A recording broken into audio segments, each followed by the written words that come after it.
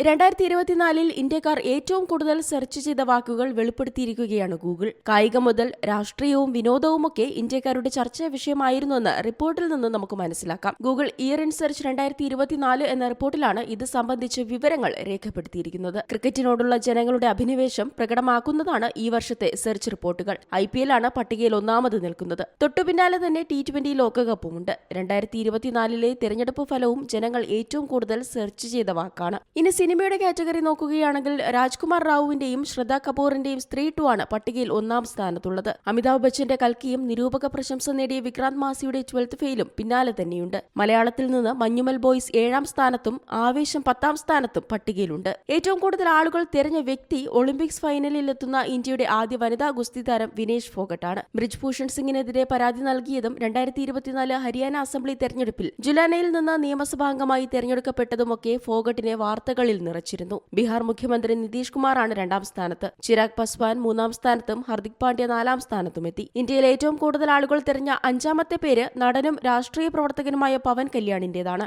Shashank Singh, Poonam Pandey, Radhika merchant, Abhishek Sharma, ലക്ഷ്യ സെൻ തുടങ്ങിയവർ ആദ്യ 10 സ്ഥാനങ്ങളിൽ ഇടം നേടിയിട്ടുണ്ട്. റെസിപ്പികളുടെ പട്ടികയിൽ ആദ്യ സ്ഥാനം പോൺ സ്റ്റാർ മാർട്ടിനി എന്ന കോക്ടെയിലിനാണ്. അതിനുശേഷം ഏറ്റവും കൂടുതൽ ആളുകൾ സെർച്ച് ചെയ്തിരിക്കുന്നത് പച്ചമാങ്ങ അച്ചാർ എങ്ങനെ ഉണ്ടാക്കാമെന്നതിനെ കുറിച്ചാണ്. മികച്ച ടൂറിസ്റ്റ് കേന്ദ്രങ്ങളുടെ പട്ടികയിൽ അസർബൈജാനാണ് 1ാം സ്ഥാനത്ത്. ബാലിയും മണാലിയും ജനങ്ങൾ തിരഞ്ഞ സ്ഥലങ്ങളുടെ പട്ടികയിൽ 2ഉം 3ഉം സ്ഥാനങ്ങളിൽ തുടരുകയാണ്. Entertainment desk, C Malayalam news.